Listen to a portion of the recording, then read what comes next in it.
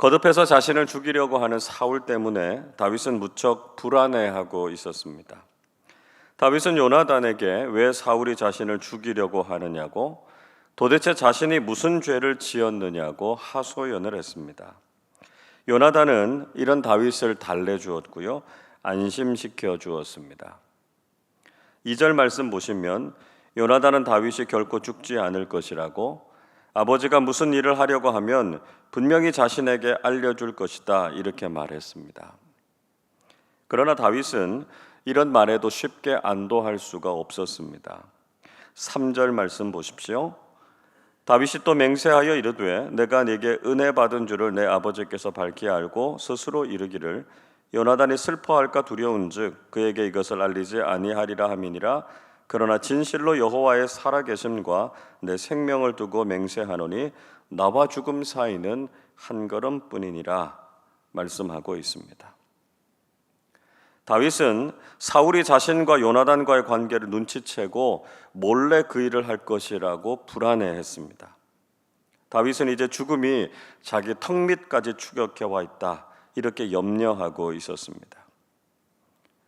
그러나 요나단은 끝까지 다윗을 위로하고 격려했습니다. 4절 말씀 한 번 더 같이 읽겠습니다. 요나단이 다윗에게 이르되 내 마음의 소원이 무엇이든지 내가 너를 위하여 그것을 이루리라. 요나단은 다윗에게 그 마음에 있는 소원이 무엇이든지 자신에게 말하면 다윗을 위해서 그것을 이루어 주겠다고 약속했습니다. 사실 인간적으로는 다윗과 요나단이 경쟁 관계 속에 있지 않습니까? 다윗이 없다면 요나단은 사울을 뒤이어서 왕이 될 것이었습니다.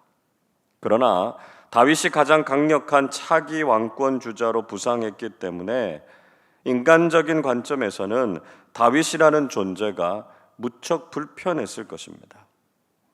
그럼에도 불구하고 요나단은 오히려 다윗이 가진 소원을 자신이 이루어 주겠다, 이렇게 말하고 있습니다. 무엇이 요나단으로 하여금 이런 말을 할 수 있게 했을까요? 다윗과 요나단은 인간적인 관계를 넘어서 하나님 안에서 우정을 나누었던 사이였습니다. 인간적으로는 불편할 수도 있는 관계였지만 하나님의 시선에서 서로를 보았을 때는 사랑하고 격려할 수 있는 관계가 될 수 있었던 것이죠. 우리도 인간적으로는 서로 부담스럽거나 가까워지기 어려운 관계에 놓여 있을 수도 있습니다. 그러나 하나님의 사랑 안에서 우리는 어려운 관계들도 극복할 수 있고요, 세상 속에서도 아름다운 관계를 유지할 수 있다는 것입니다. 혹시 지금도 어려운 관계 속에 있다면 인간적인 차원을 넘어서 하나님의 시선으로 서로 사랑하고 격려하는 관계로 회복되실 수 있기를 바랍니다. 다윗은 요나단에게 무슨 일을 해 주었으면 하는지를 말해 주었습니다. 5절부터 보시면 다윗은 초하루 식사에서 자신이 왕을 모셔야 하는데 셋째 날 저녁까지 들에 숨어 있겠다, 이렇게 말했습니다. 그리고 다윗이 고향인 베들레헴에 가서 가족들과 매년제를 드리기 위해서 가도록 허락해 달라고 말해달라, 이렇게 부탁했습니다. 만약에 사울이 흔쾌히 허락하면 괜찮겠지만 화를 내면 자신을 죽이려고 한 것인 줄을 알겠다는 것이었습니다. 요나단은 다윗이 죽는 일이 일어나지 않을 것이라고, 혹시 이런 일이 있으면 반드시 다윗에게 알려주겠다고 약속했습니다. 다윗과 요나단은 이 일로 맹세하기 위해서 들로 나갔습니다. 이 맹세를 통해서 두 사람의 관계는 하나님 앞에서 세워진 것이었고요, 그들의 맹세도 하나님께서 보증하시는 것이었다라고 하는 것을 알 수 있습니다. 12절 말씀 보십시오. 요나단이 다윗에게 이르되 이스라엘의 하나님 여호와께서 증언하시거니와 내가 내일이나 모레 이맘때에 내 아버지를 살펴서 너 다윗에게 대한 의향이 선하면 내가 사람을 보내어 내게 알리지 않겠느냐. 요나단은 자신의 아버지 사울이 다윗에 대해서 선한 마음을 가지고 있으면 자신이 그것을 알려줄 것이다 라고 하는 것을 하나님께서 증언하신다, 이렇게 말하고 있습니다. 즉 요나단은 하나님 앞에서 자신의 말이 진실하다라고 하는 것을 다시 한번 강조하고 있는 것이죠. 13절에선 이렇게 이야기합니다. 그러나 만일 내 아버지께서 너를 해치려 하는데도 내가 이 일을 내게 알려주어 너를 보내어 평안히 가게 하지 아니하면 여호와께서 나 요나단에게 벌을 내리시고 또 내리시기를 원하노라. 여호와께서 내 아버지와 함께 하신 것 같이 너와 함께 하시기를 원하노니, 이야기하고 있습니다. 반대로 사울이 다윗을 해치려고 하는데도 자신이 그것을 알려주지 않으면 하나님께서 자신에게 벌을 내리실 것이다, 이렇게 맹세하고 있습니다. 그리고 하나님께서 반드시 다윗과 함께 하시기를 소원하고 있습니다. 요나단은 자신도 다윗에게 자신의 소원을 말하고 있습니다. 14절 15절 보십시오. 너는 내가 사는 날 동안에 여호와의 인자하심을 내게 베풀어서 나를 죽지 않게 할 뿐 아니라 여호와께서 너 다윗의 대적들을 지면에서 다 끊어버리신 때에도 너는 내 인자함을 내 집에서 영원히 끊어버리지 말라, 이야기하고 있습니다. 요나단은 다윗이 자신을 죽이지 않을 뿐만 아니라 자신의 집안도 대를 끊지 말아 달라, 이렇게 부탁했습니다. 사울이 다윗을 원수로 여겼기 때문에 나중에 사울의 집안이 몰락하면 다른 사람들이 요나단의 집안까지 몰살할 수 있었기 때문이었습니다. 요나단은 그런 일이 일어날지라도 다윗이 자신의 집안을 보호해 줄 것을 부탁하고 있는 것이죠. 다윗도 기꺼이 요나단과 언약의 맹세를 했습니다. 17절 말씀 우리 한 번 더 같이 읽어보겠습니다. 다윗에 대한 요나단의 사랑이 그를 다시 맹세하게 하였으니 이는 자기 생명을 사랑함 같이 그를 사랑함이었더라. 다윗과 요나단은 서로 너무나 아끼고 사랑했기 때문에 기꺼이 서로에게 약속을 지키기로 맹세했습니다.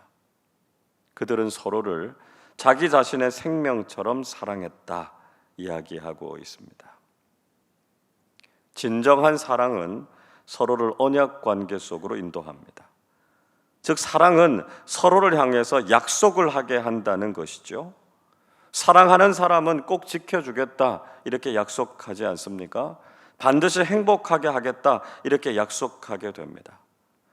서로 사랑하는 남녀는 혼인 서약을 통해서 결혼이라고 하는 언약을 맺게 되죠. 마찬가지로 하나님께서도 우리를 사랑하시기 때문에 우리와 언약을 맺으셨습니다. 하나님께서는 우리를 언약 백성으로 삼으셨습니다. 그리고 메시아를 보내주셔서 우리를 죄에서 구원해 주시겠다, 이렇게 약속하지 않으셨습니까?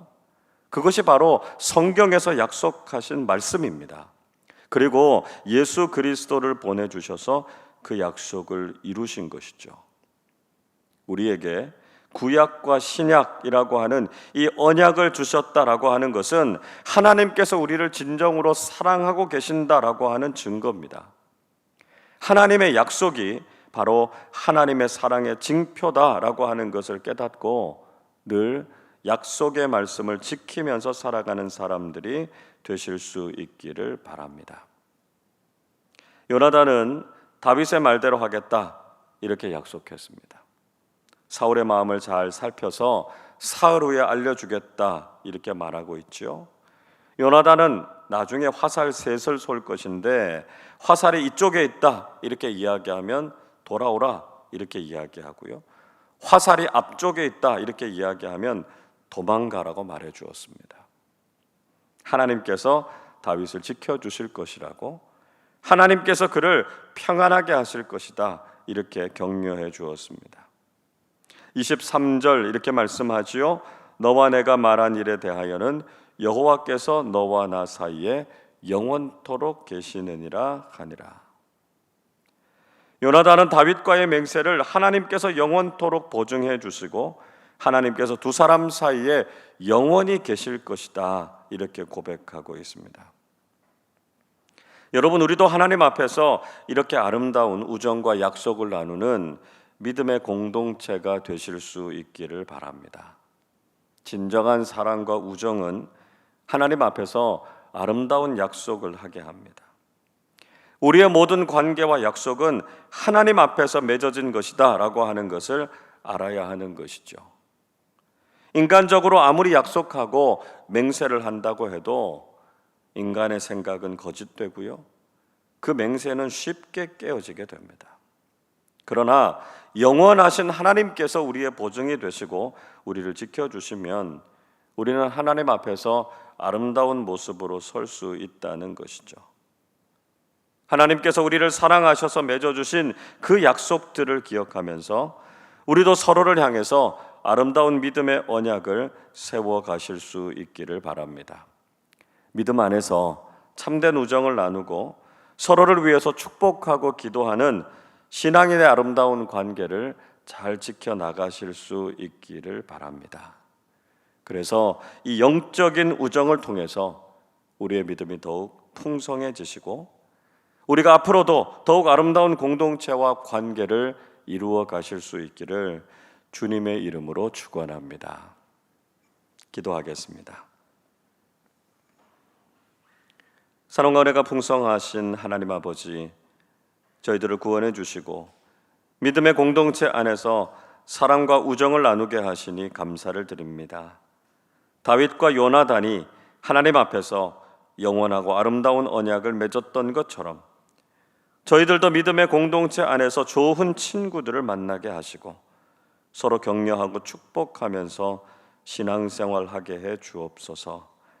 하나님께서 저희들을 사랑하셔서 구원의 약속을 맺으신 것처럼 저희들도 신앙 공동체 안에서 서로 아끼고 격려하면서 서로를 위해서 기도할 것을 약속하는 믿음의 공동체, 믿음의 관계를 세워가게 하여 주옵소서. 그래서 아무리 험하고 힘들어도 믿음의 공동체가 기도하고 있고 믿음의 친구들이 위로하고 격려하는 일들을 통해서 다시 일어서 믿음의 삶을 살아가게 해 주옵소서. 우리 교우들 중에 다윗처럼 큰 위기와 어려움을 겪고 계신 분들이 많이 계십니다. 우리가 함께 기도하고 찾아가서 위로하게 하시고 구체적으로 도움과 사랑을 나누게 하셔서 그분들이 힘을 얻고 다시 일어설 수 있게 해 주옵소서. 무엇보다 우리의 가장 좋은 친구 되시는 예수님께서 계심을 잊지 않게 하시고 주님의 손을 맞잡고 믿음으로 승리하며 살아가는 우리 모두의 삶 되게 하여 주옵소서. 감사드리며 우리 주님 예수 그리스도의 이름으로 기도하옵나이다. 아멘.